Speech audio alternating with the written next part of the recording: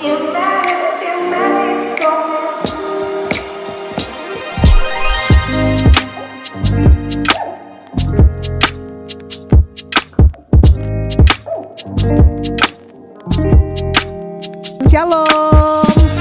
Ya, terima kasih buat teman-teman yang sudah hadir siang hari ini. Jadi memang ini satu hal yang luar biasa menjadi perdana dalam tahun 2024 DMBI ya. Kita punya komunitas di mana isinya memang orang-orang sibuk. Orang-orang sibuk yang bekerja, ibu muda gitu kan yang masih rempong. Tapi satu hal kita punya sama-sama kerinduan untuk kita boleh semakin bertumbuh di dalam pengenalan kita akan Tuhan, khususnya juga dalam membangun keluarga kita. Siang hari ini kita akan diberkati oleh narasumber kita yang luar biasa. Saya boleh bacakan untuk kurikulum vitae-nya. Jadi beliau adalah Ibu Krisna Dewi Maharti MTH, S1 Universitas Kristen Satya Wacana Salatiga Teologia, jurusan konseling pastoral, kemudian S2 dari Harvest International Theology, jurusan Christian Leadership, kemudian sudah menikah dan dikaruniai oleh 2 orang anak. Mungkin ada suaminya juga bersama dengan kita di tengah-tengah kita, ada di belakang. Ya, terima kasih Pak buat kehadirannya. Kemudian satu hal yang luar biasa juga boleh nanti ditampilkan di slide, boleh dibantu. Punya pengalaman yang luar biasa dan banyak menjadi staf bidang kerohanian di BPK Penabur Jakarta, menjadi konselor keluarga di Yayasan Focus on the Family, kemudian menjadi direktur program Yayasan Family First Indonesia sampai 2021. Melayani konsultasi keluarga di rumah, kemudian menjadi narasumber seminar keluarga baik tentang pasutri dan parenting, kemudian juga menjadi narasumber seminar pemuda dan remaja berkenaan dengan sex education, dating, kemudian pergaulan yang sehat, karakter building dan lain sebagainya, dan juga menjadi pelayan firman di interdenominasi. Baik, tidak perlu berlama-lama teman-teman, kita mau diberkati. Yang sudah siap diberkati boleh kasih tepuk tangan dong. Yes, kita sambut bersama Ibu Krisna Dewi Maharti. Silakan Ibu. Baik, terima kasih buat waktunya. Nyantai dulu ya. Tadi kan kita udah ibadah nih, yang serius-serius kita nyantai. Saya mau mengawali sebelum dengan PowerPoint saya, nanti PowerPoint-nya nanti aja. Saya mau cerita beberapa kasus yang memang saya tangani gitu ya. Pastinya dengan berkaitan kalau tema kita saat ini ya tentang kesetiaan. Kesetiaan itu sangat penting, tapi kalau keliru menjadi tidak setia, dengan bahasa lazimnya selingkuh. Ya, ngeri-ngeri sedap juga ya kalimat itu gitu ya. Saya pernah memberikan memberikan seminar, dimintanya jangan pernah selingkuh. Gitu ya temanya. Kalau ini tentang bukan layangan putus ya. Jadi kalau layangan putus kan kita udah pada lihat pastinya tentunya. Tadi ada yang bilang saya sih belum lihat, saya malah berkali-kali lihat gitu ya. Karena memang aduh ya tadi ngeri-ngeri sedap juga dan ujung-ujungnya memang semua menyakitkan, semua berantakan. Saya ada nggak tahu, saya di sini udah pernah cerita belum? Ada klien yang mengatakan, Bu Krisna, saya bingung ya, saya mau menangis atau bahagia ketika mendapati suami saya selingkuh. Saya itu selalu beliin apartemen. Jadi kalau ketahuan selingkuh nih suaminya ini memberikan istrinya dibelikan apartemen baru. Walaupun nanti ujung-ujungnya apartemen itu dipakai untuk selingkuh suaminya. Ya, ngeri kan gitu ya. Yang kedua, kalau tidak dibelikan apartemen, suaminya kalau ketahuan selingkuh itu cara minta maafnya bukan maafin saya, enggak. Mobilnya diganti. Ya, jadi misalnya dari mobilnya nanti merek apa diganti Alphard apa diganti yang memang merek-merek yang bagus pada belum lama. Jadi saya bingung, saya mau meneteskan air mata atau mau bersyukur. Air mata saya sudah habis ya, dan saya sudah tidak bisa juga menikmati mobil-mobil baru yang dibelikan. Suaminya CEO perusahaan ternama ini ya, dan apartemen-apartemen mewah pun. Karena ujung-ujungnya saya juga tahu apartemen yang dibelikan untuk saya itu kadang-kala untuk selingkuh. Ini kesaksian yang memang betul-betul sampai ibu itu saya nggak tahu, air mata saya udah kering. Saya nggak mau nggak tahu kalau saya mau bilang terima kasih suami saya kok nanti gede kepala. Kalau nggak bilang terima kasih, dikiranya istri nggak tahu diri, gitu ya. Saya jawabnya apa? Hati nurani ibu yang berbicara. Saya tidak akan mengatakan dia untuk begini begitu, karena konselor hanya bisa untuk bagaimana yang terbaik menurut ibu. Ibu yang rasain tuh ibu, gitu ya. Ya, betapa sakitnya, betapa nggak berdayanya, karena itu sudah habit yang puluhan tahun. Anaknya satu di Amerika, anak itu udah dipelihara Tuhan, nggak usah bingung. Selalu ada alasannya, ngeles banget, pinter rohani ngomongnya suaminya itu. Tetapi kelakuan tetap jatuhnya ke situ lagi. Ke stafnya, ke sekretarisnya, nanti bil-bil banyak muncul untuk dibeliin ke cewek-cewek yang nggak tahu ini siapa lagi. Itu kasus pertama. Kasus yang kedua, seorang baru beberapa bulan yang lalu, seorang kepala sekolah di daerah Tangerang. Sekolahnya kan banyak Tangerang ya, jadi saya nggak sebutkan, orangnya nggak sebutkan, itu konfidensial. Dia mengatakan begini, aduh saya itu sekarang sudah turun berat badan saya 8 kilo. Di depan anak-anak kadang-kala mereka juga, ibu kenapa ibu menangis? Jadi saya sendiri nggak sadar, kadang-kala ketika memberikan pekerjaan ke anak-anak, saya diam untuk tarik nafas, saya itu meneteskan air mata. Ini seorang ibu kepala sekolah. Suami saya dengan teman kerjanya jatuh hati, ya beda agama lagi, saya sakit hati sekali. Sementara anak saya sekarang sudah mulai, dia Katolik ya, menjadi pelayan altar, gitu ya. Bapaknya nggak pernah mau ke gereja, sedih sekali niatnya. Ada juga yang istri, ini beda lagi cerita. Istri saya kok feeling saya kayaknya suami saya ini punya selingkuhan ya Bu Krisna. Emang kenapa? Nanti saya ceritakan di PowerPoint-nya ciri-ciri selingkuh ya.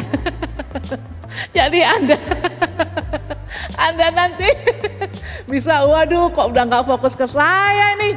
Diajak ngomong udah kagak nyambung misalnya gitu ya.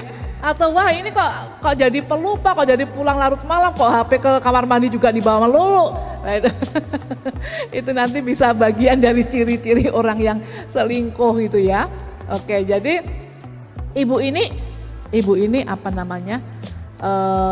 Saya kok kayaknya suami saya ada selingkuh ya Bu Krisna. Bener nggak Pak? Nah ibu ngerasain apa? Ya kemarin tuh aneh saja gitu ya. Seringkali nggak pernah ada kegiatan kantor Sabtu, bilang ada kegiatan Sabtu. Kadang kala pulang selalu tepat waktu, ini nggak mulai nggak tepat waktu. Ya itu masuk di ciri-ciri selingkuh itu seperti itu, ada perubahan-perubahan terutama waktu. Saya oh gitu ya, wah bener. Kapan hari lagi, konseling lagi, bener Bu Krisna selingkuh. Masa dia bilang aku mau pergi ya ke rumah teman tapi naik angkot saja. Seumur hidup suami saya itu nggak pernah mau naik angkot, ini kok naik angkot, katanya mobilnya buat kamu sama anak-anak kalau mau jalan-jalan. Wah saya udah curiga nih, ini bukan suami saya banget ini naik angkot. Naik angkot, dia ikutin dari belakang dengan motor si ibu itu. Angkotnya turun di perempatan lampu merah, sudah ada mobil cewek yang kemudian nyamperin suaminya untuk masuk ke mobilnya. Artinya yang dia rasakan kegelisahan itu betul-betul terjadi. Kadang-kala memang Tuhan memberikan feeling itu, ya, memberikan feeling itu. Makanya kadang-kala, enggak lah suami saya enggak begitu. Hati-hati loh, misalnya coba dicek lagi, bener apa enggak ya? Atau kadang saya keperasaan enggak bener.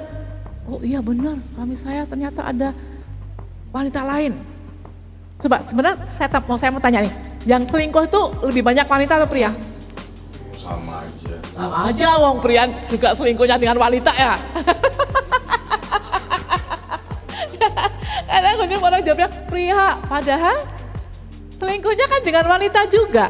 Cuman memang kalau pria itu kan sangat visual. Dia mudah tertarik nih. Waduh kok Cik Marten nih ya bendonya berflower-flower ya, kelihatan lebih muda 10 tahun, hijau lagi bajunya. Kalau pria yang kasat mata secara visual gampang tertarik, bisa tertarik. Ih kacamatanya bagus ya Cik ini, bagus banget ya misalnya. Karena laki-laki itu visual. Mudah tertarik dengan apa yang dilihat. Beda dengan wanita. Wanita itu emosional. Baru ngobrol-ngobrol beberapa kali gitu baru bisa jatuh cinta. Kalau wanita. Makanya kalau wanita suaminya bilang hahaha, nggak pernah ngomong, pelit ngomong. Sementara teman kantornya, teman pelayanannya, hei apa kabar, gini, yang ini, ngobrol, aduh kok seneng ya, seandainya suamiku tuh dia, diajak ngobrol terus saya senang banget, suamiku boro-boro, pulang sudah langsung mandi ngorok, katanya udah makan di luar, mana ada bu waktu buat saya, mulailah nih, dia sering diajak ngobrol, si A gitu ya, sekali 2 kali bisa jatuh cinta, itu wanita, harus ada waktu prosesnya dulu. Tetapi kalau laki-laki tertarik sekarang aja bisa, kemudian ngajak jalan, ngajak makan, bahkan kemudian nanti ke perselingkuhan fisik. Karena perselingkuhan itu bisa juga pikiran. Aduh bayang-bayangin, coba nanya dia udah makan belum? Halo udah makan belum? Mulai dari gitu-gitu doang loh, selingkuhan tuh hanya mulai chat-chatan aja begitu. Lagi apa? Lagi sama siapa sendiri? Mau gak ditemenin? Cuman gitu-gitu doang. Awalnya itu cuma sekedar iseng ngechat kalau ditanya. Kok bisa selingkuh? Ya, awalnya cuman kami iseng-iseng aja sih Bu, chat-chatan WA, kemudian ngasih perhatian, udah makan belum, pulangnya sama siapa, ada yang jemput apa enggak. Kemudian keterlanjutan. Ya tadi prolog tadi fenomena ketika saya menangani beberapa kasus perselingkuhan. Karena bukan layangan putus, karena layangan putusnya itu memang betul-betul karena selingkuh. Kalau dilihat di bioskop yang kan ada yang memang lewat kemudian yang terakhir kan kemarin benar-benar lewat bioskop itu ya, aduh itu hancur bener-bener, dia nggak bahagia, dia gelisah, nggak bapaknya, nggak selingkuhannya, nggak mantan istrinya, nggak anaknya jadi korban. Ujung-ujungnya ya kayak gitu, akibat perselingkuhan tuh kehancuran yang luar biasa.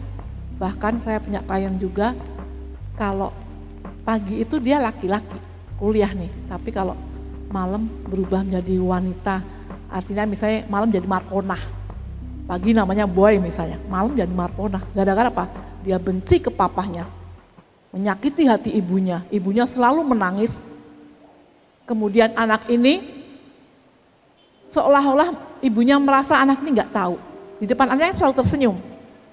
Apa kabar? Udah pulang kamu? Mau mama masakin apa? Baik-baik. Padahal ketika ibunya malam-malam menangis, anak ini mendengar dari lantai atas. Sehingga dia kemudian mabuk, nggak bisa melihat ibunya sedih, minum minuman narkoba, bisa berurai air mata di pojok kolam renangnya. Kemudian ketakutan, sepertinya dia itu akan hancur masa depannya.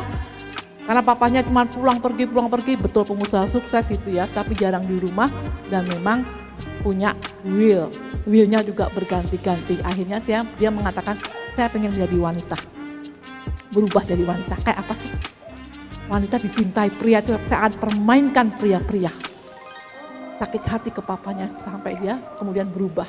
Kalau malam pakai bulu mata yang cetar. Ya lipstiknya berubah benar-benar di IG-nya tuh, saya lihat IG saya. Ini kamu, ya, ini saya. Saya sampai seperti itu. Saya benci ke ibu saya. Pikirnya saya nggak tahu apa kalau dia tuh nangis malam-malam. Di depan saya selalu tersenyum, munafik dia. Saya benci ke papa saya, jadi bencinya bisa merembet. Gara-gara ya sikap-sikap yang mau ditutupi orang tua yang tidak terbuka, terutama akibat perselingkuhan ini. Bisa mengubah anak tidak lagi menjadi jati diri yang Tuhan inginkan. Saya pernah cerita juga sepertinya di gereja ini bahwa anak benci ke ibunya, kan depan gereja misalnya asar ya penerima tamu, halo shalom selamat pagi, selamat beribadah, apa kabar? Tapi kalau di rumah teriak-teriak kayak singa. Akarnya ternyata apa? Suaminya selingkuh. Dia kemudian mencaci maki suaminya, mencaci maki anaknya. Anak yang cowok ini selalu dapat pelukan dari papahnya, sabar ya, gitu-gitu ayahmu, gitu-gitu mamahmu yang melahirkan kamu. Sentuhan pelukan didapat dari bapaknya. Anak laki-laki ini menjadi benci ke ibunya yang kayak setan, kayak macan buat dia. Dia hanya menerima kelembutan dari papahnya. Akhirnya dia jatuh cinta pada laki-laki. Ya, dia laki-laki takut pada wanita yang kayak singa. Galaknya minta ampun, padahal galak ternyata bapaknya pernah selingkuh, bapaknya minta maaf, ibunya nggak memaafkan, dia selalu menghibur anaknya, itu begitu juga ibu kamu yang melahirkan kamu harus hormat. Sentuhan didapat dari bapaknya, dia jatuh cinta pada laki-laki. Artinya fatal sekali perselingkuhan itu bisa mengubah pribadi seseorang yang benar-benar bukan dari maunya Tuhan. Ya. Belum lagi kemarin beberapa hari yang lalu, baru 2-3 hari yang lalu, saya mendampingi seorang sakit kanker stadium 4. Saya tanyakan apa yang menjadi pemikirannya ketika udah berdoa, menyanyi. Dia mengaku, saya ini memikirkan suami saya karena dia selingkuh. Selalu dia mengatakan, kakiku gatal mau ke perempuan itu. Aku gak bisa di rumah, kakiku gatal untuk pergi dari rumah ini ke perempuan itu. Apakah itu diguna-guna? Saya gak tahu Mbak Krisna. Sampai saya digerogoti sampai stadium 4 habis dan akhirnya meninggal.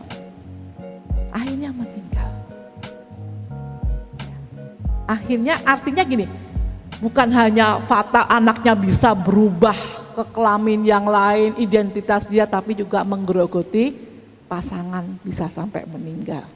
Ya, yuk kita lihat yuk PowerPoint-nya ya. Kita ini sebetulnya supaya tetap setia harus pakai firman Tuhan di Kolose berapa ini ya?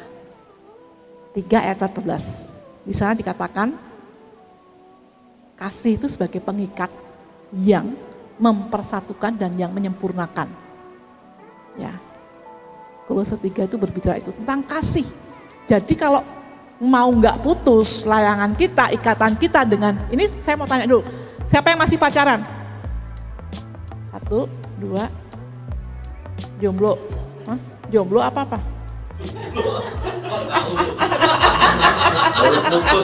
Baru putus gitu.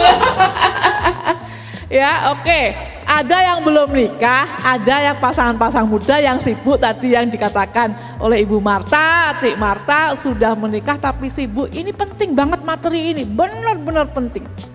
Karena ketika kita bekerja, waktu kita itu kan 8 jam, artinya separuh lebih sehari itu dipakai dengan orang lain toh. Kecuali Anda punya perusahaan sendiri yang bekerja bersama-sama.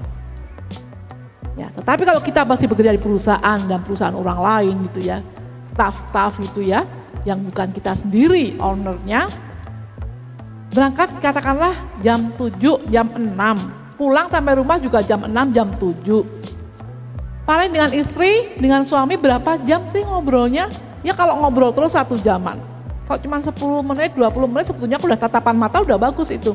Artinya sedikit sekali waktu kita dengan pasangan kita.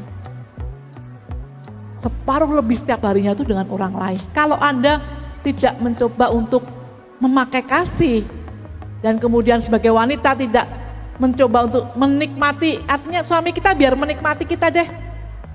Entah wanginya, entah lipstik kita, entah senyuman kita, entah masakan kita, entah perbuatan baik kita. Nah kalau sudah muka jelek,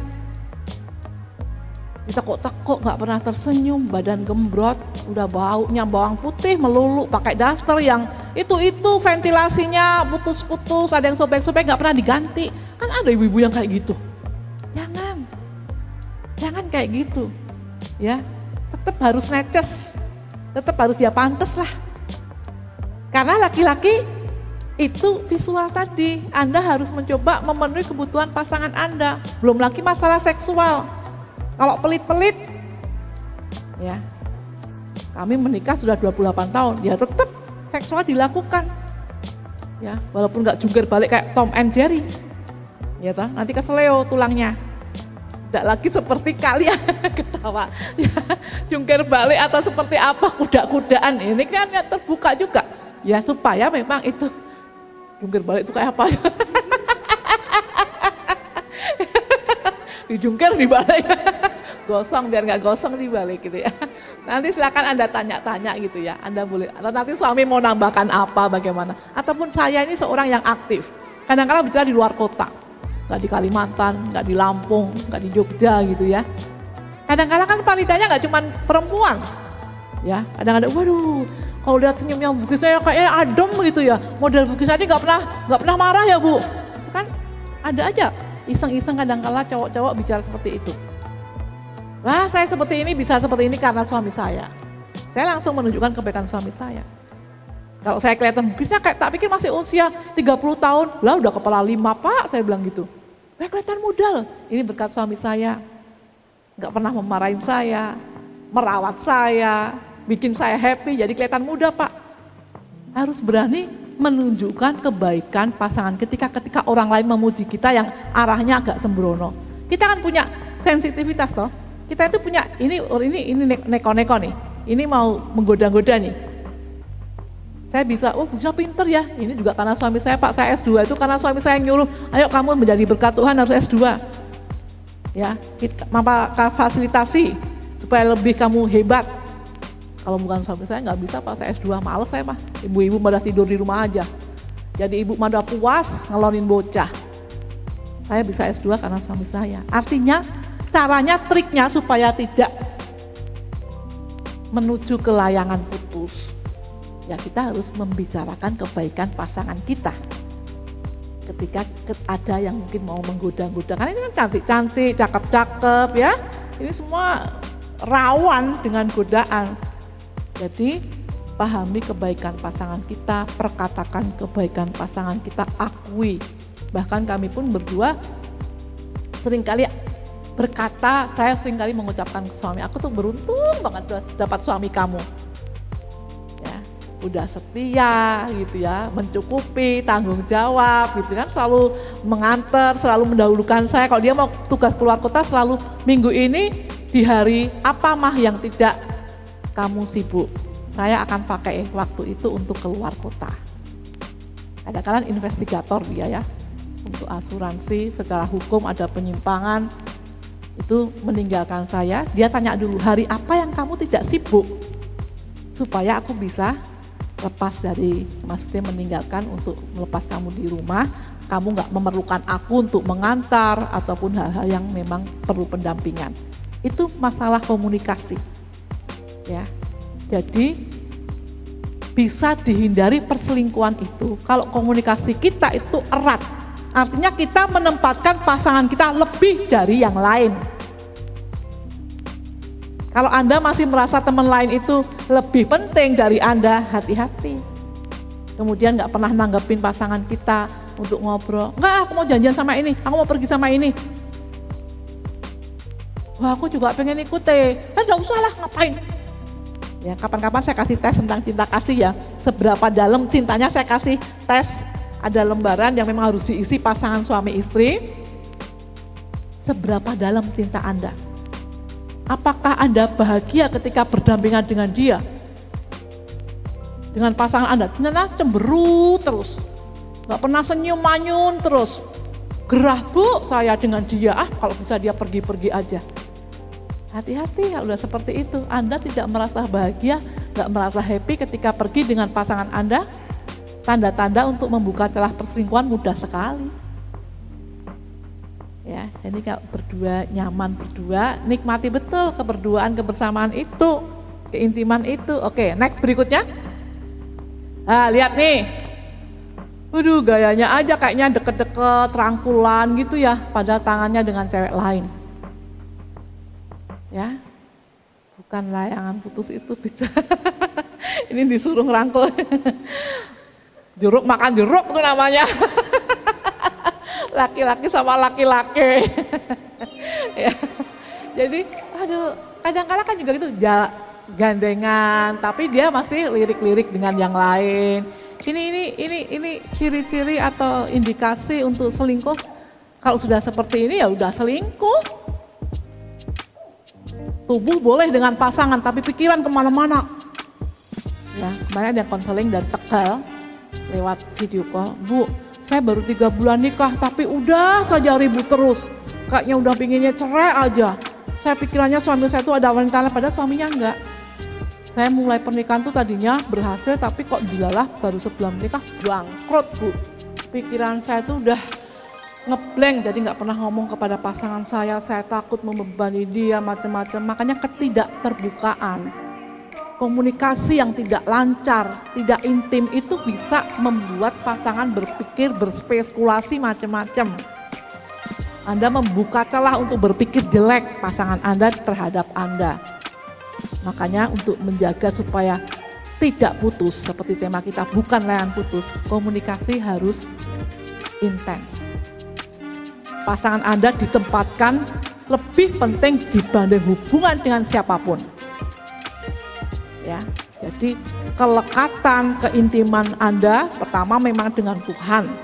Sebagai memang dia kan orang pribadi yang memberkati, menciptakan pernikahan kita.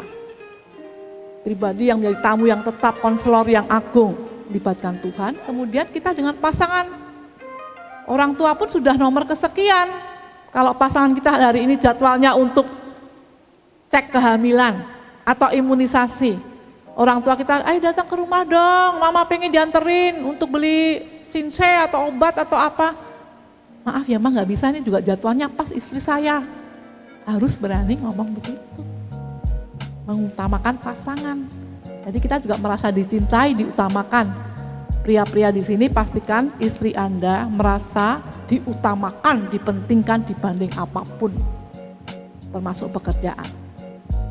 Suami saya sebagai pimpinan di Allianz, sebagai kepala bagian klaim, sering meeting-meeting. Tapi kalau saya telepon, sedang meeting misalnya, 5 menit lagi.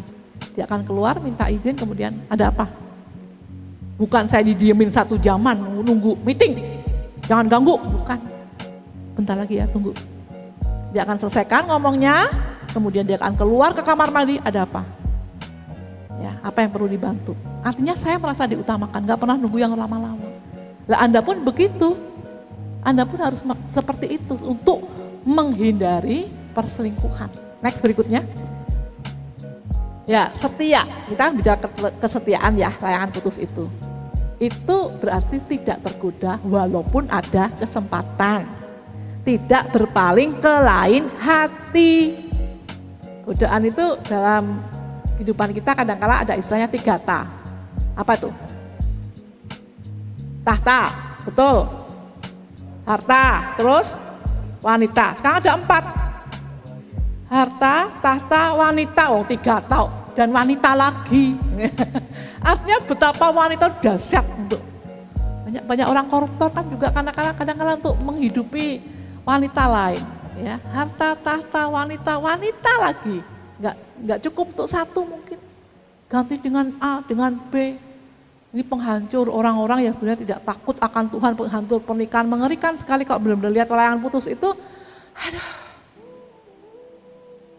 Ribut terus kan dengan selingkuhannya. Kalau nggak pas seneng, pas romantisnya kan cuma dikit. Ya, cuma dikit. Akhirnya curiga terus, merasa nggak dihargai. Udah mengambil hati anaknya. Tetap aja dia sepertinya kembali ke istri pertama. Sepertinya perhatian ke anak kandungnya. Dia merasa dinomor 2-kan, ribut terus. Gak kuat. Artinya gak ada kebahagiaan. Enaknya cuma di awal, deg-degan doang. Makan pertama, minum bareng, naik mobil bersama pertama kali. Ya di situ deg-degannya, jatuh cintanya itu. Tetapi ujung-ujungnya jadi beban yang luar biasa. Bahkan kalau dalam firman Tuhan ya malah jadi kayak hukuman laknat. Next berikutnya. Nah, perselingkuhan adalah berbagai bentuk hubungan akrab atau intim antara seorang pria dengan seorang wanita yang merusak hubungan dengan pasangan pernikahan yang sah. Ya. Memang ada sih yang dengan laki-laki sama laki-laki, tapi konteksnya kita kalau kita berhubungan lawan jenis, Tuhan kan maunya wanita dengan perempuan, wanita dengan laki-laki. Ya. Jadi merusak karena hadirnya wanita lain. Will, wanita idaman lain. Pil, pria idaman lain. Perselingkuhan merupakan pelanggaran atau penyelewengan terhadap eksklusivitas. Lembaga pernikahan itu, ikatan pernikahan kita itu kan sangat eksklusif.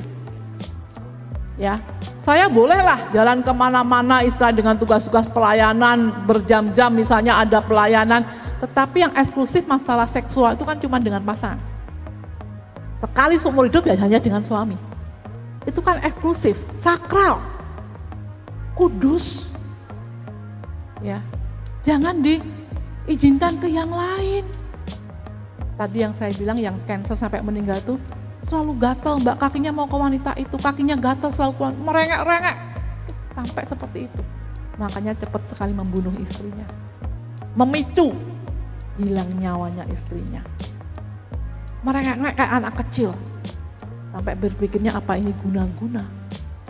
Oh dia sampai mohon-mohon, saya nggak tahan, pengen ke wanita itu, ke apartemen itu.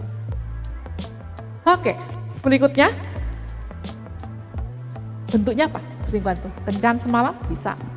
Hubungan seksual, apalagi keterikatan emosional. Kok kayaknya itu memang belum ke seksual, tapi kok pengen ketemu dia ya? Kok pengen membelikan makanan dia ya? Kok pengen melihat muka dia dulu, kalau belum lihat kayaknya gimana mau kerja kagak semangat ya. Dia di bagian lain, di bidang lain, tapi satu gedung misalnya. Oh belum lihat dia kok kayaknya, itu udah mulai keterikatan emosional. Nanti pulangnya naik apa kamu? Biasa naik Grab, bareng aku aja ya. Kayaknya ada ingin menolong. Macet kayak gini kita cari kopi dulu yuk. Awal-awalnya seperti itu selalu. Ya, kan itu tuh mulai keterikatan, pengen nanyain makan belum, sedang sibuk apa tidak, udah tidur apa belum, kayak gitu loh. Ya, nih kita pacaran sih nggak masalah, boleh, wajib bahkan mulai memberikan perhatian secara emosional, karena untuk menarik hati, ya untuk menyatukan hati kita. Tetapi kalau selingkuh kan ini punya orang lain, bukan hak kita, bukan kewajiban kita. Nanti kalau udah selingkuh, ada kemarin yang, Bu anak saya nangis-nangis karena kalau keterima di UI tanpa tes, papanya bilang hadiahnya laptop baru. Bener nih keterima. Papanya selingkuh, nggak ada duit. Padahal dulu janjinya kalau keterima di UI tanpa tes, hadiahnya laptop baru. Ibunya, lo gimana kamu sudah janjikan, anaknya sampai nangis-nangis. Kemudian anak saya sampai bilang, mau bunuh diri aja papa kayak gitu, papa nggak setia, nggak ingkar janji, papa udah ingkar janji, lupa. Duitnya habis untuk operasional. Memang aku kerja nggak pakai operasional, udah kasar, membentak anak, membentak istri, padahal duitnya dipakai kasihkan ke wanita lain yang bukan haknya. Itu kan uang suami bekerja kan haknya istri penuh dong sama anaknya. Ini dikasih orang lain, berbagi hati, berbagi duit, berbagi perhatian. Ini salah besar, kekejian di hadapan Tuhan. Keintiman dan perilaku akrab yang lainnya. Ya, hati-hati juga. Katanya cuman ya kan mengantar. Kan hati Tuhan itu di tempat janda-janda. Jadi aku antar lah, jandanya masih muda ya. Jandanya masih muda, terus istrimu suruh naik mobil sendiri, naik mobil lain, kamu ngantar jemput dia. Ada juga kasus-kasus di gereja kayak gitu. Sepertinya sepele, halus atas nama pelayanan. Ya, punya mobil dua, istrinya suruh mobil sendiri, dia dengan janda, yang kemudian waduh, jandanya masih seumuran. Ini banyak hal seperti itu juga, mengerikan. Kalau kita tidak mengerti, tidak peka, tidak menolong, tidak mendoakan, tidak komunikasi, tidak membangun lagi kebersamaan, ya akan putus. Layangan putus itu akan terjadi. Hari ini kita berbicara bukan layangan putus, artinya pentingnya kesetiaan. Walaupun ada peluang ke lain hati, aku mau tetap di samping kamu, tidak memakai peluang itu. Nggak ngerti nih, pasangannya nggak ngerti dan kesempatannya ada. Seneng sama seneng kok. Ya, seneng sama seneng. Ketika tahu misalnya kemudian ada, gimana kamu perasaanku dengan kamu perasaannya dengan aku gimana? Ya sebetulnya kami ada perasaan sih Pak, tapi kan nggak boleh salah firman Tuhan. Nggak apa-apa, istrimu kan nggak ngerti, suamimu kan nggak ngerti, tapi Tuhan kan tahu Pak. Ya, tidak, harus berani berkata tidak, karena ini firman Tuhan nggak boleh. Kalau kita mau betul-betul tidak putus atau layangan kita tetap terikat dengan baik. Kasih Kristus yang mengikat, yang menyempurnakan. Di atas semua persoalan hidup kita, kasih adalah yang menyempurnakan, yang mengikat hubungan kita. Next, berikutnya. Gejala perselingkuhan, adanya kerahasiaan. Ini yang sudah menikah nih. PIN-nya suami tahu nggak?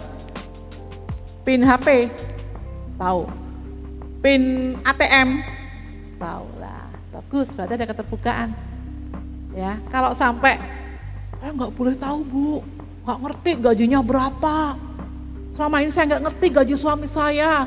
Dia juga kalau buka HP tengah malam, kemudian saya dari siapa? Langsung dimatiin Bu. Berarti ada rahasia. Itu salah satu Gejala perselingkuhan, istrinya, pasangannya nggak boleh mengerti. Ada kerahasiaan, kurang perhatian. Tadi udah dibilang pengen ini, nggak denger. Berkali-kali kagak denger, nggak fokus, hati-hati. Jangan-jangan pikiran dia kemana. Meningkatkan lupa, udah dibilangin tadi nanti pulang sekalian bawa telur ya Pak. Lenggang kangkung aja kagak bawa apa-apa. Atau istrinya juga, mah nanti pulang beliin lauk ya, karena di rumah cuma ada nasi. Ya, sampai rumah mana lauknya? Oh iya lupa. Berarti kan hatinya nggak ke suami, hati kan nggak ke anak, nggak ke rumah. Berkali-kali dipesenin apa lupa. Ya, kayak ini nih, siapa yang suka lupa? Jangan-jangan kita juga pikirannya kemana-mana nih. Ya. Meningkatkan lupa, kemudian ada perubahan sikap tadi, misalnya Sabtu nggak pernah ke kantor, kok bilang ke kantor, ya, katanya ada meeting, ada lembur keluar kota, ditelepon kagak bisa terus, katanya ketinggalan ada yang ngomong gitu, katanya suami saya ketinggalan di kantornya waktu mau berangkat sama temennya Bu, ada ya, dia di hotel sama wanita itu. HP juga ada, ngakunya ketinggalan di kantor waktu mau dengan bareng-bareng, ditanya temennya yang satu kantor, nggak ada Mbak meeting outing di luar, nggak ada meeting apa-apa nih kami. Bohong ini. Halo Bu, silakan duduk Bu, tentang perselingkuhan ya. Berkurangnya kebersamaan, mulai kurang kebersamaan ya. Tadinya kalau diajak nonton mau, ini kok mulai nggak mau, mulai banyak alasan. Ada film bagus loh ini agak lain, judulnya katanya lucu. Udah nonton film agak lain belum? Mantep banget 14 tahun. Sudah, saya juga sudah. Bagus ya, gitu ya, lucu. Itu kan penting. Apa-apa yang kita dulu waktu pacaran lakukan, termasuk nonton film, lakukan supaya layangannya nggak putus. Bukan layangan putus. Saya nonton sama suami saya. Ya, ngeri-ngeri sedap nonton, agak lain nonton. Kata saya, ini pocong tapi lucu banget ya, takut sendiri pocongnya iya. Aduh, kalau kita ingat lucu, tertawa bersama-sama itu juga meminimalkan perselingkuhan. Bisa tertawa bersama-sama gitu ya, lucu-lucuan. Suami saya kadang-kala godain saya begini, itu ya mbak-mbak cuci gosok yang lewat-lewat terus dikuncir satu pakai daster tuh kayak kamu. Iya kamu juga kayak tukang bubur kacang hijau yang lewat. Saya bilang, ini ketika semuanya bisa tersenyum, sehat hubungan kita. Tapi kok kemudian, awas kamu ya, ingat dulu, gini-gini aku juga pembicara, yang tahu cuman kamu, aku gembel kayak gini, gara-gara kamu, misalnya. Nah, itu nggak sehat. Tapi ketika dibilangin sesuatu, kemudian bisa ketawa bersama-sama, menertawakan diri sendiri, hubungan Anda sehat. Ya.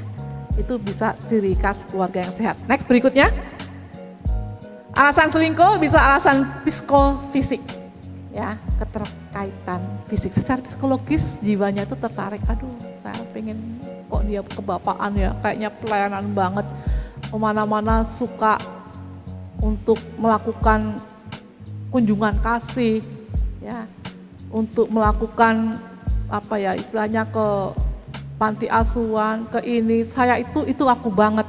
Tapi kalau aku bilang ke suamiku, buang-buang duit, buang-buang kayak kurang kerjaan, aku pengen punya suami kayak bapak itu secara psikologis, secara fisik bisa muncul seperti itu awal perselingkuhan. Alasan sosial, kebutuhan biologis juga bisa karena istrinya pelit dalam hal seksual.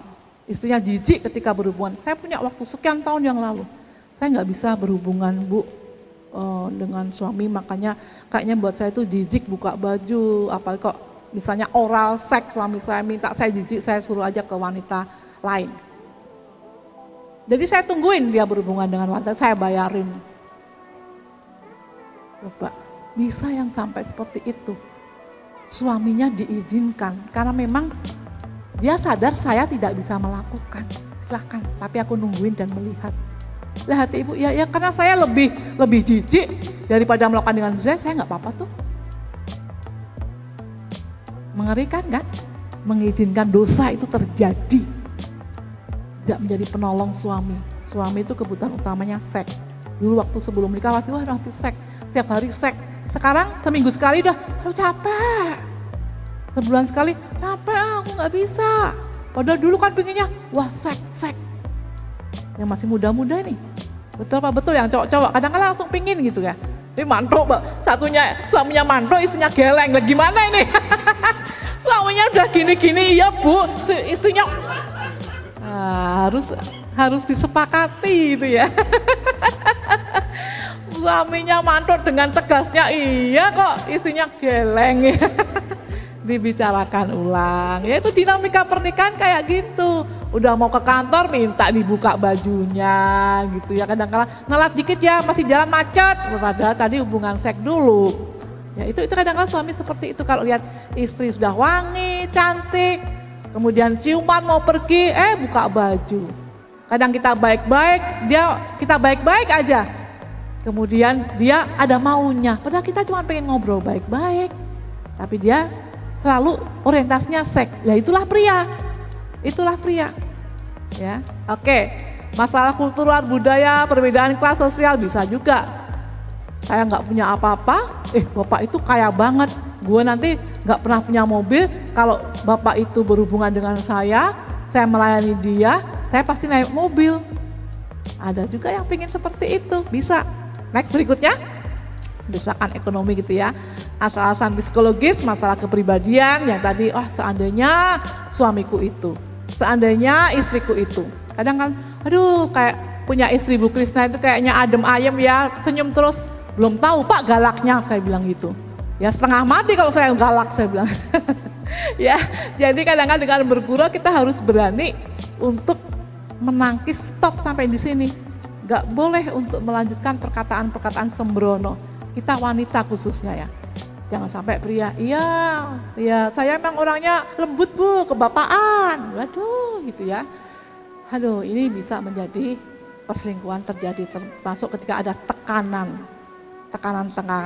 Makanya jangan sampai kita membangun hubungan yang ada yang merasa tertekan.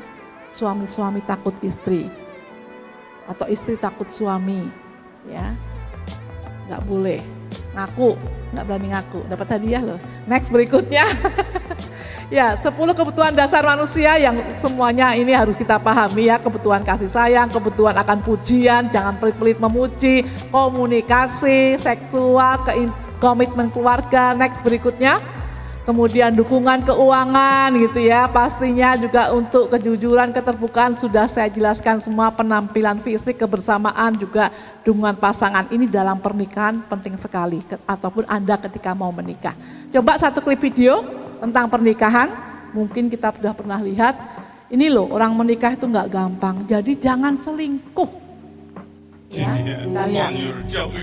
第一放心，第二相信。希望你在以后的生活当中好好善待他，祝你们幸福。在这个世界上，第一个拥抱你的男人是我，第一个听到你哭、看到你笑的男人依然是我。从你蹒跚学步到初为人妻，我一直尽我最大的能力。给你最安全的保护，女儿，不要哭，这不是分离。即使有一天我老了，走不动了，你依然是我。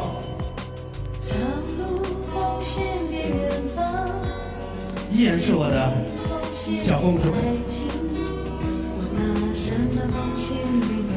我把我今生最珍贵、最宝贝的女儿交给你。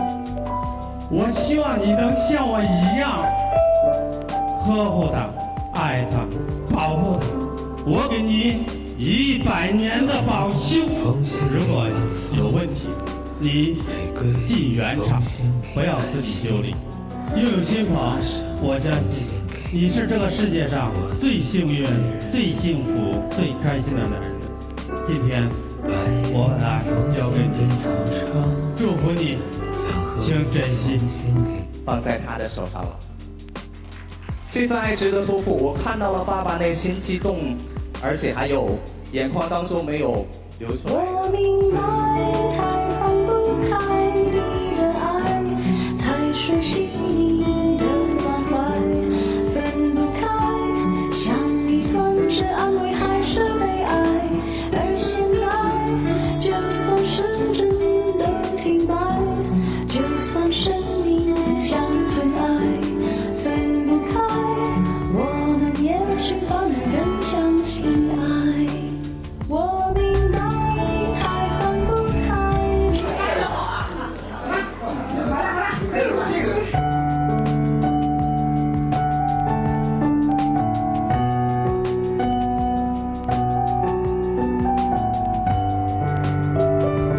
祝我女儿和我女婿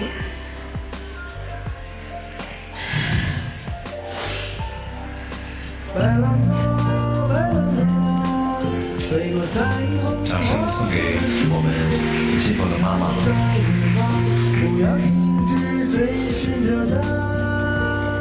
祝他们两个和和美美、快快乐乐地活在幸福的人生。祝他们俩天长地久、白头偕老。祝大家吃好喝好。 Oke, jadi harapan orang tua selalu ketika anaknya mau menikah itu hidupnya bahagia. Kadang-kadang di benak pikiran orang tua nanti menantuku tuh setia nggak ya? Jangan-jangan nanti anakku diselingkuhin. Jangan-jangan nanti nggak bahagia. Itu selalu ada di benak orang tua loh. Makanya ketika dulu kalau kami 9 bersaudara, saya nomor 8 ini. 4 wanita. Kalau setiap anak wanitanya menikah, bapak saya selalu menangis. Tapi kalau anaknya laki-laki yang menikah, ketawa, seneng banget. Saya tanya, kenapa sih ketika setiap anak wanita yang menikah, termasuk saya, bapak selalu menangis? Ya kadang-kala kan nggak tahu tono, maksudnya orang Jawa tuh ndok, nanti kamu tuh bahagia apa tidak? Nanti suamimu tuh bisa bahagiain, jagain kamu apa tidak, setia. Oh itu. Lah kok dapat anak perempuan, bapak ketawa. Lah bapak tahu anak laki-laki bapak itu orangnya bertanggung jawab, setia. Dapat perempuan juga kita seneng, cantik. Nah kalau nanti yang perempuan nggak setia kan juga bisa. Nggak kepikir ke situ katanya. Pikirannya kalau anak perempuan maunya ya suami yang tanggung jawab, yang setia, yang mencukupi, yang mencintai. Sekali lagi pernikahan itu berat. Yang mau menikah maupun yang sudah menikah masih usia ini, jaga kesetiaan itu. Ya, karena waktu kita terbatas, saya mau sampai di sini saja walaupun materi masih ada supaya kita nanti bisa lebih tektokannya banyak ya. Silakan Bu Mama. Kita kasih tepuk tangan dong buat pemaparan yang sudah diberikan Ibu Krisna. Terima kasih Ibu. Ya teman-teman, saatnya kita boleh sama-sama sharing ya. Mungkin tidak teman-teman nggak usah sungkan atau mungkin bisa cerita atau mungkin punya teman juga ya. Mungkin yang kita punya sahabat yang kayaknya dia butuh bantuan tapi kita nggak tahu gimana caranya. Siapa tahu mungkin kita sharing bisa menjadi satu solusi ya bisa kita berikan buat teman kita. Jadi bukan selalu mungkin masalah pribadi kita, tapi bisa jadi berkat juga bagi sesama kita. Baik, untuk yang sesi pertama ini saya buka, mungkin bagi teman-teman yang ada boleh angkat tangan ya, jadi jangan malu-malu. Baik, ada teman-teman silakan. Apalagi baru mau nikah ya Ibu, nah itu penting. Saya dong. Ya, silakan. Kalau saya ini sih lebih ke ini Bu, misalnya nih, kadang kan kita misalnya ya kesibukan lah, kadang saya malam, istri juga pulang malam. Terus kadang kan ada omongan atau pembicaraan antara kita berdua misalnya. Saya nggak tahu ya kalau dari istri saya, misalnya saya cerita istri saya itu paham atau enggak, atau kadang istri saya cerita tentang kondisi atau apa yang dikerjakan atau apa tuh, saya juga kadang ada yang nggak nyambung juga, cuma saya iya-iyain. Nah cuma kadang kan untuk menghilangkan apa sih kayak pikiran kayak gitu tuh gimana ya. Jadi kalau kadang kan aku kayak cerita ke istri, oh aku takutnya dia paham atau enggak sih, takutnya nggak paham ya kan atau apa. Karena ada belenggu itu jadi kadang mau cerita apa yang terjadi atau masalah yang saya hadapin ya. Karena kan kadang masalah saya itu macam-macam ya, ada yang ke pengadilan, ada yang apa ya pokoknya yang agak-agak inilah di dunia batu bara kan, jadi agak ngeri gitu loh. Jadi kadang udah ini dulu, ngerti nggak ya, takutnya nanti malah jadi bumerang lagi ke saya, takutnya malah takutnya malah nyalahin ya kan, bukannya Bapak bantu nenangin atau apa atau misalnya gimana. Itu sih nggak tahu kalau kamu gimana ya.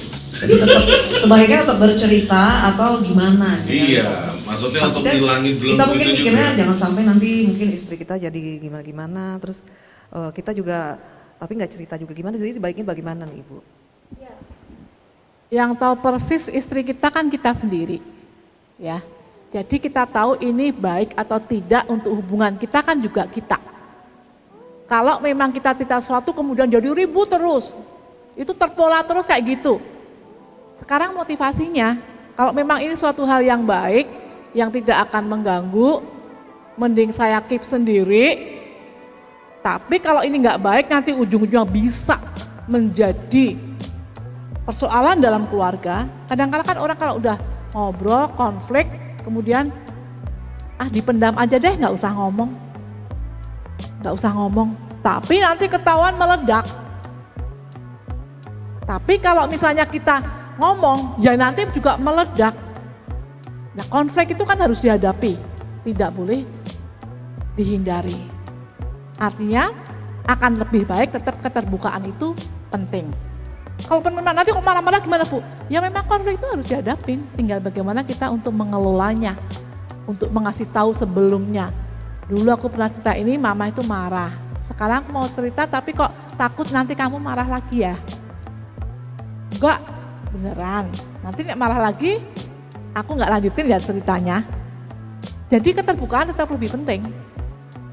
Apapun resikonya, tetapi disiapkan mental istrinya supaya pikirannya nggak aneh-aneh.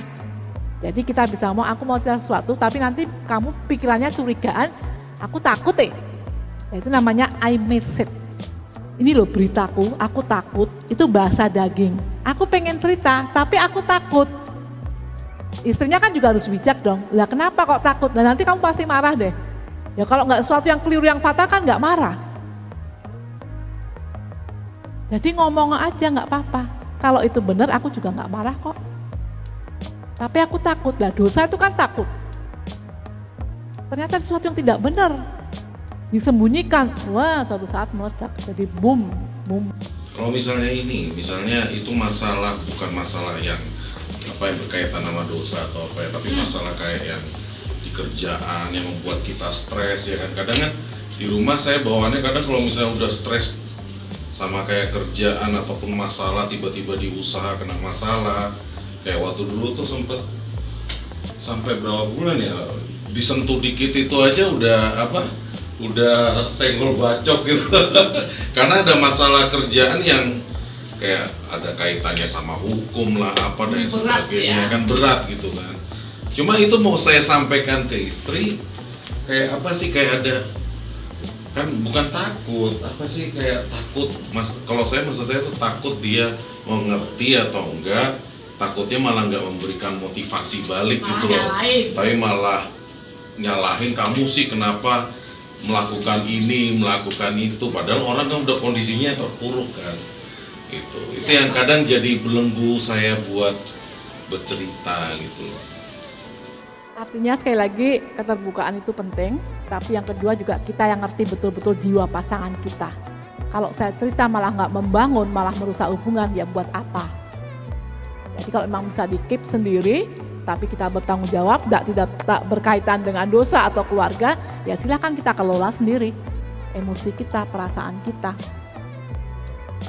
Ya, filter, betul, difilter, disaring. Ya, kalau aku ngomong pasti marah ini. Padahal sebetulnya bukan masalah yang berat-berat amat, yang tidak berkaitan dengan ketidaksetiaan. Ini cuma masalah pekerjaan yang sedang berat aku jalanin.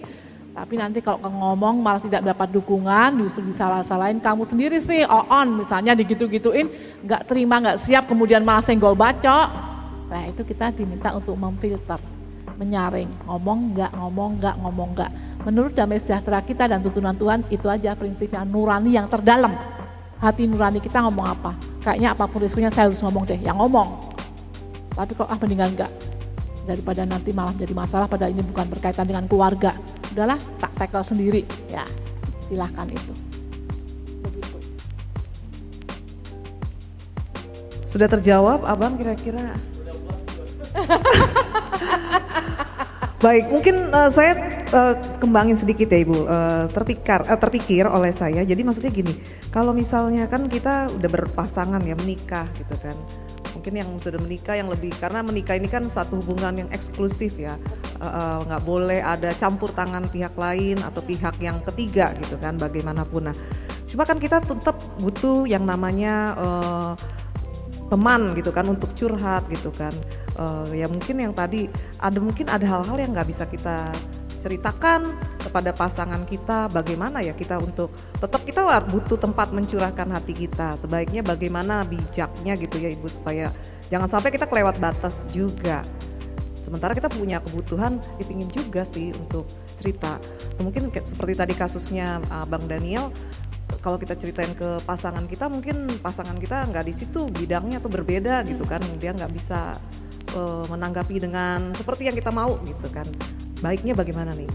Makanya ada artikel saya pernah baca waktu itu, wanita butuh wanita lain, ya, yang selevel dalam hati kerohaniannya, bahkan mungkin yang lebih secara rohaninya, kedewasaannya, pengalamannya gitu ya, yang bisa keep.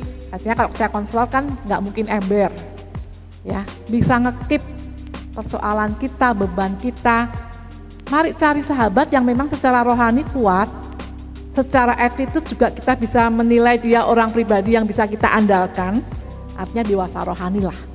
Dewasa rohani kan bisa dalam pekerjaannya berhasil, rumah tangganya kita berhasil, melihat pelayanannya juga bagus, rohaninya, attitude-nya juga bagus. Mari cari seperti itu, supaya kita nggak semua itu ke laki-laki, nggak semua ke suami.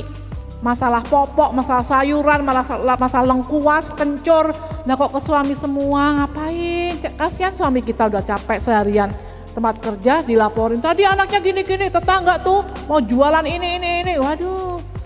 Kita butuh teman-teman yang memang sebaya secara rohani lah, kedewasaan. Jangan sampai yang memang nanti membuka juga, itu tahu nggak ternyata ibu itu ya, wah itu kan nggak bagus. Jadi boleh.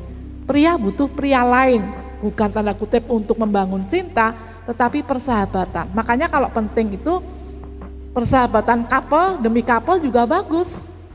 Jadi kadang nanti bisa nyindir, lu tuh jangan sibuk melulu, istrimu tuh diajak healing jalan-jalan, karena istrinya habis curhat, aduh aku capek nih, aku pengennya ke sana tapi enggak, padahal juga duit sudah ada, anak-anak pengen tapi bapaknya tuh loh keluar kota melulu. Nah kita sahabat demi sahabat yang sehat kan, jangan cuman keliling cari duit terus, ya misalnya disindir-sindir gitu, karena sudah bersahabat kan nggak akan sakit hati.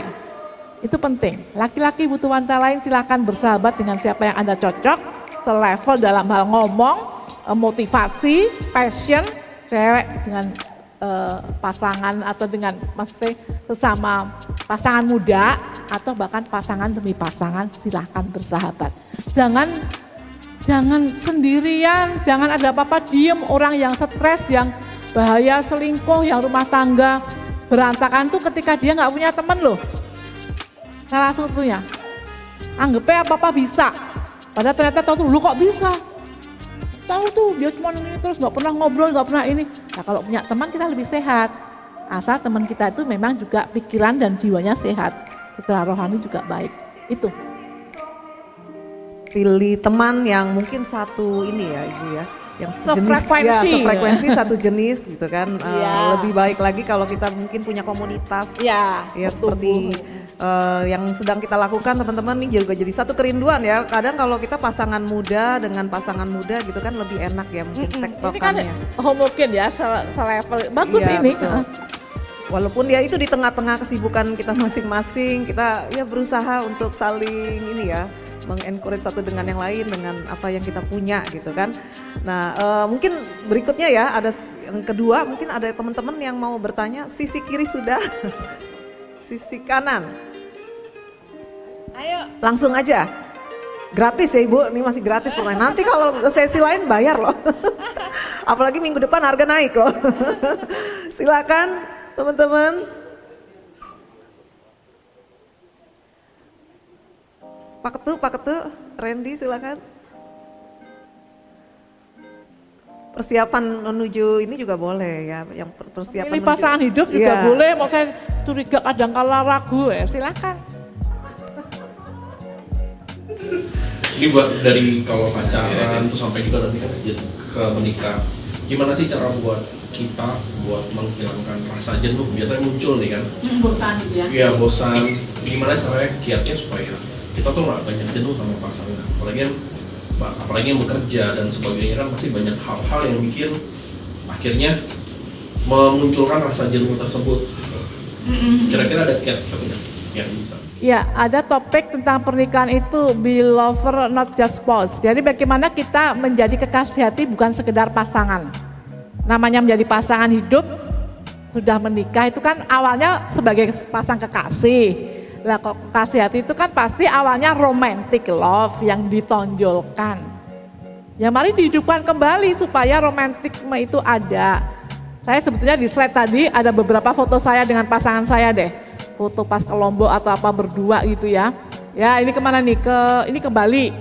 Jadi rekreasi bersama itu bagian dari kita menghilangkan bosen. Memang kalau pacaran kan kita nggak boleh keluar kota yang nginep ya. Itu udah etikanya nggak boleh lah.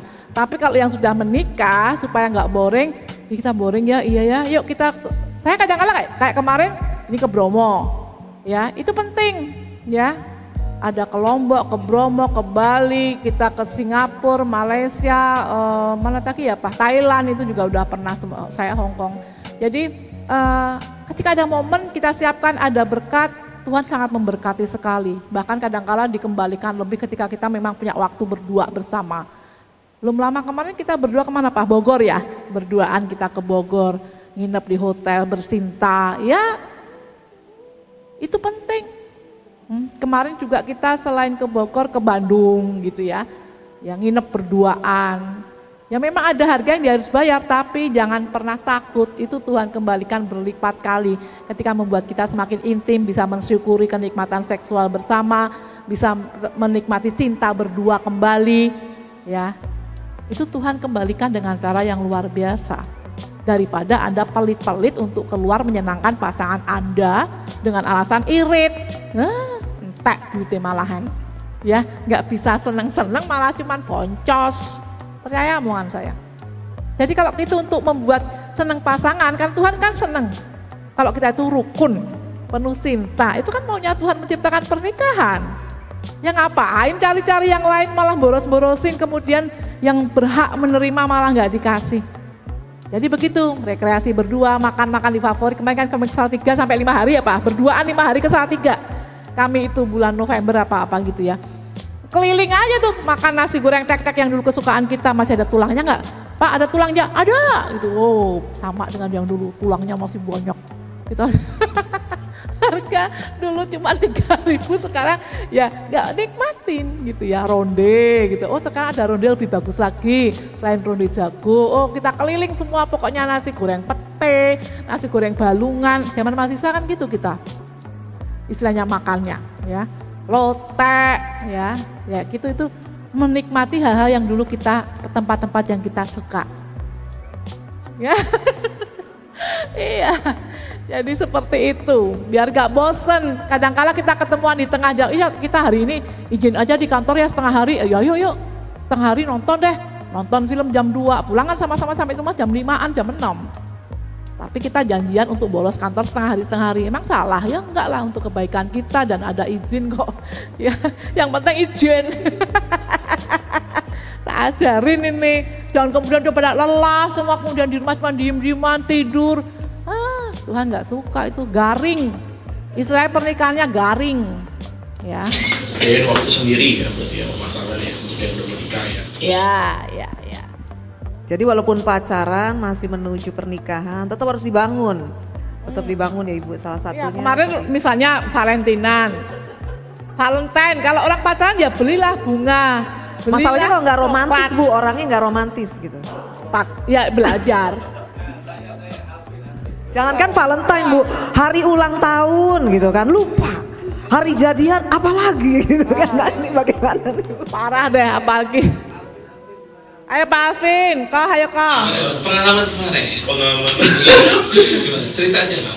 Bagi. Ya. Masih aman sih saat ini. Terus di ini ya. Masih aman. Belum ketahuan deh. Masih aman. Belum putus ya, nggak putus pokoknya. Mantap lah. Masih aman. Jadi memang nggak boleh ada alasan, aduh saya tuh nggak romantis gitu kan ya Ibu ya. Jadi memang itu sesuatu yang harus diusahakan ya Bu, betul nggak? Kalau memang kita tahu pasangan kita suka romantis ya kita usahakan ya.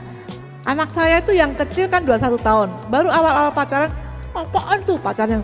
orang ngasih bunga-bunga, nggak bakalan seumur hidup aku ngasih bunga. Kemudian kemarin Valentine, aku maunya dikasih bunga. Aku maunya kasih bunga hidup.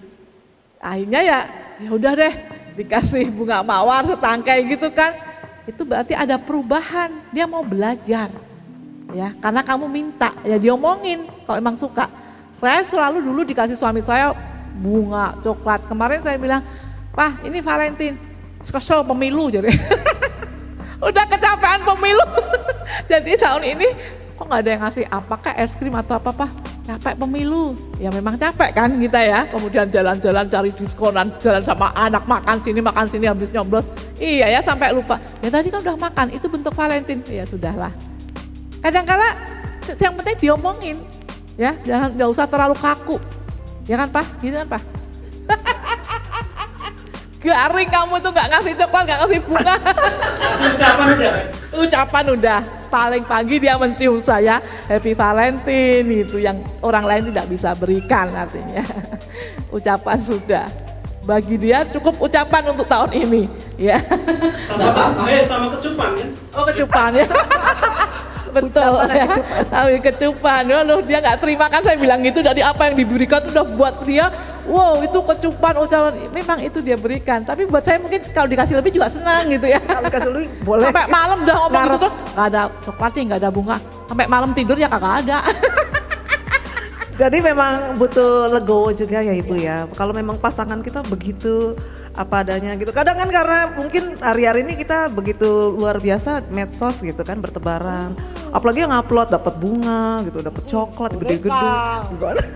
Nah, sedangkan pasangan kita mungkin nggak begitu gitu kan. Tapi ya kita harus belajar Bukan juga. berarti cinta nggak ada. Betul.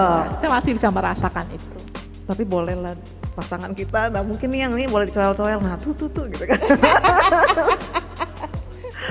Baik, berikutnya yang terakhir mungkin ya, sesi yang terakhir, pertanyaan yang ketiga, mungkin ada teman-teman, silakan. Silakan. Ya, silakan Livia. Segini Bu, puji Tuhan saya punya suami di atas sempurna ya kalau saya bilang gitu. Kenapa? Satu, nggak pernah nuntut apa-apa. Kayak misalnya dulu ya masih pacaran, ibaratnya saya langsing, cantik gitu. Karena setelah bukan suami kan sebenarnya setelah kuret ya jadi ada perubahan tubuh gitu kan. Terus selalu tanya, kamu masalah nggak? Ya memang selalu bilang lebih mengutamakan kesehatan dibandingkan dengan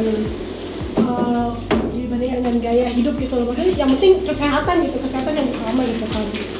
Terus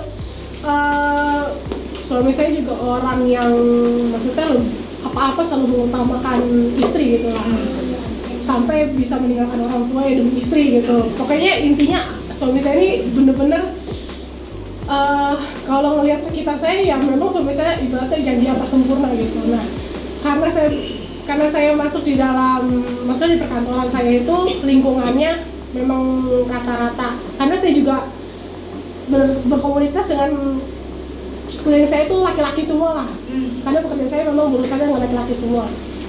Dan mereka bilang, Liv, laki-laki itu nggak ada yang benar. 1% pun nggak ada yang benar gitu, maksudnya. Jadi itu yang kadang ngebuat saya suka goyah sendiri juga gitu. Terus apalagi mereka kayak cerita bahwa apalagi laki-laki itu utama itu adalah seksual gitu. Terus saya bilang, dan saya juga berkali-kali, maksudnya kita 4 tahun berjalan menikah, ada komunikasi gitu. Memang kita berdua ini bukan tipikal orang yang mengutamakan biologis itu yang utama. Dan kita pun berdua udah sepakat gitu.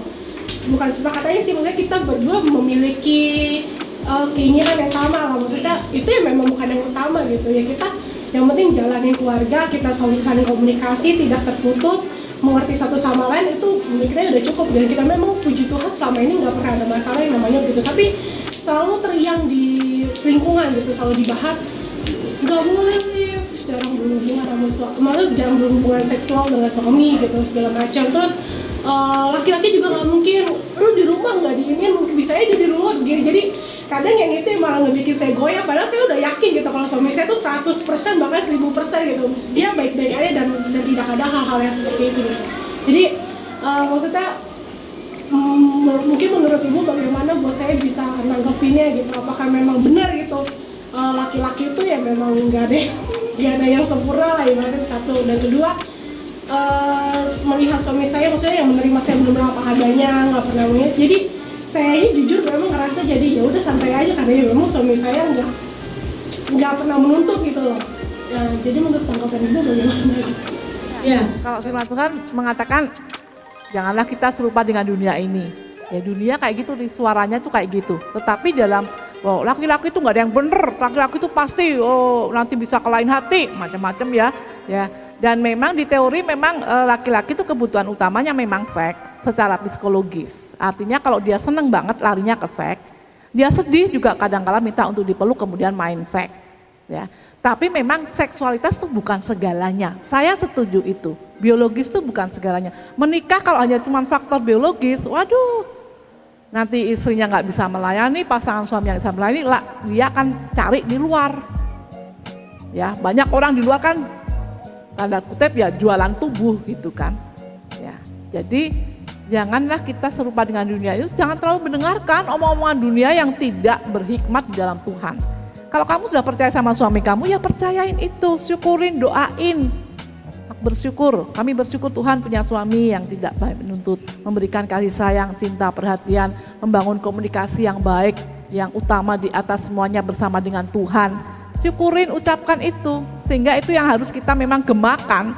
Kalau kita, saya 1000% sudah percaya, sudah bersyukur, sehingga kemudian yang lain seperti saya goyah bu, berarti kan Anda belum sepenuhnya percaya, ya. Jadi memang orang boleh ngomongin apa saja, tapi kita punya hak untuk menangkis. Tidak, suami saya tidak seperti itu, dia beda. Dan ketika kemudian suami mendukung sepenuhnya, tidak pernah menuntut, kita juga nggak boleh semena-mena. Tetap harus mengerti kesukaan suami itu apa. Di mana-mana suami itu senang kalau wanita itu cantik. Ya, jadi pertahankan tetap senyum, baik hati, itulah dibutuhkan suami untuk menghormati, melayani, ya.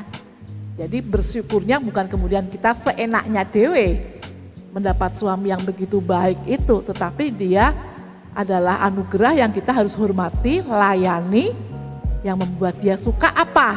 Itu kalau dalam seminar seminar merit bintang 5, kayak hotel bintang 5. Akan melayani semua yang fasilitas ada, senangnya apa? Coba tanya nanti pulang, kamu senangnya kalau aku apa? Seperti apa, pengennya apa? Tapi kita nggak boleh tersinggung, ya. Enggak kok, aku udah cukup punya kamu, beneran, thank you ya. Kita juga nggak usah perpanjang, nggak usah, pasti kamu bohong, ngomong dong senangnya kayak apa, gitu ya. Dia nggak bisa kayak gitu. Kalau dia udah bilang, aku nggak perlu yang lain, aku cukup, aku udah bersyukur punya kamu. Aduh makasih ya, titik. Jangan diperpanjang-panjang, kita curiga. Yang kadang wanita kan gitu, aneh-aneh saja udah diomongin gini gitu ya. Melebar gitu ya, melebar ya. Ayo. Cukup menjawab ya? Iya. Oke. Baik, terima kasih buat Ibu Krisna. Boleh kasih tepuk tangan dong teman-teman buat sesi yang luar biasa siang hari ini. Dan kita pastinya diberkati. Mungkin sebagai yang terakhir ya Ibu buat wejangan gitu kan, pamungkas. Atau kita bisa sebut closing statement dari Ibu Krisna.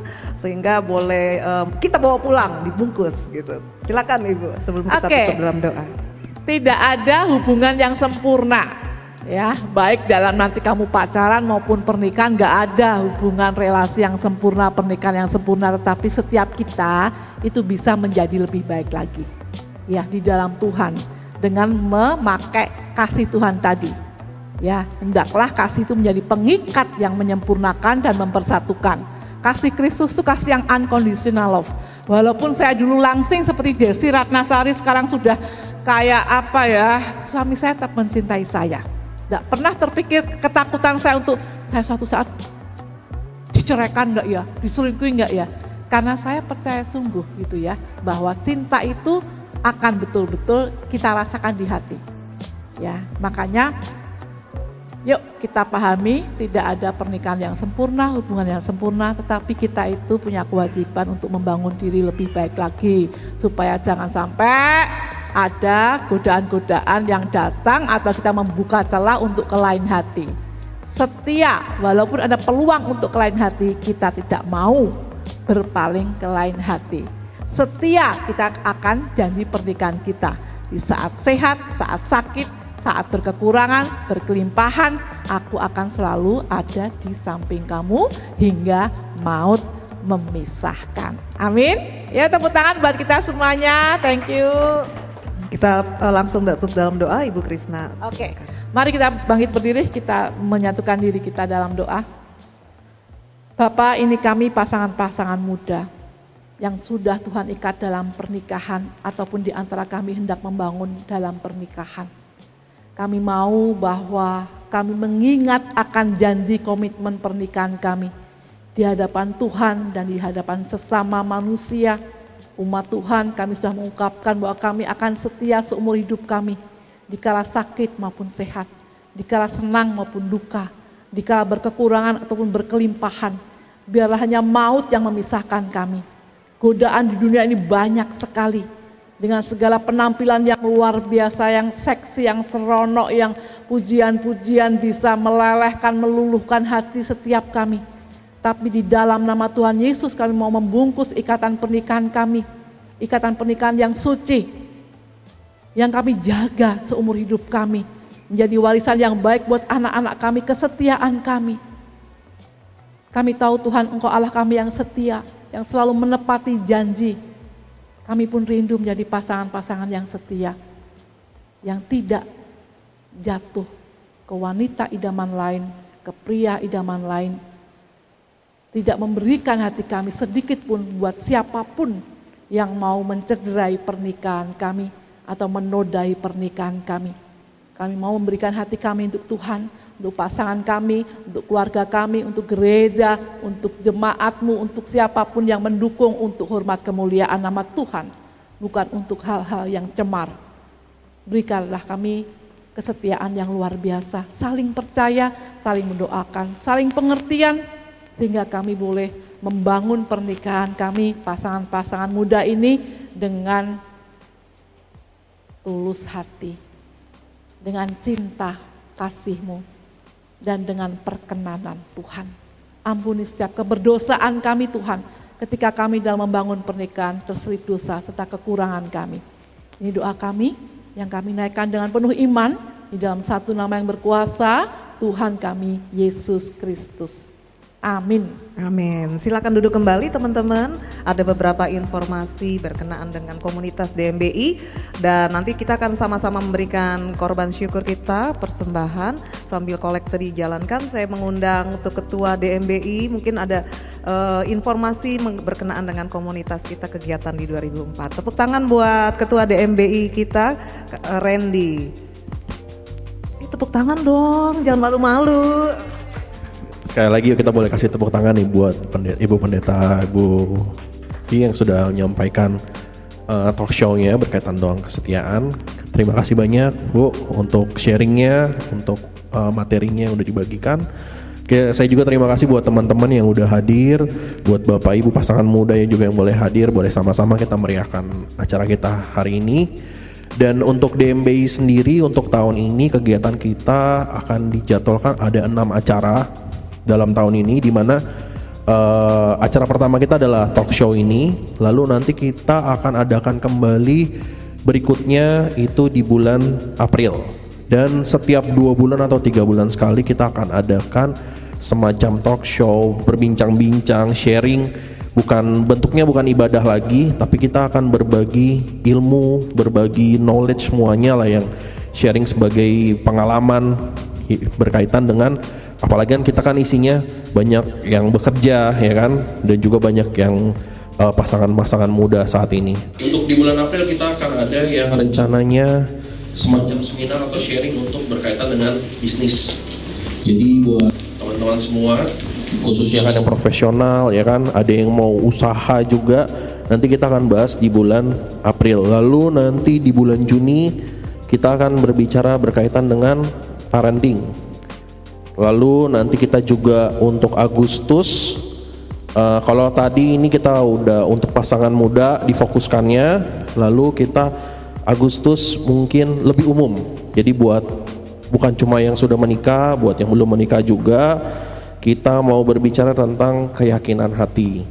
Lalu kita juga ada rencana untuk di Oktober ada gathering.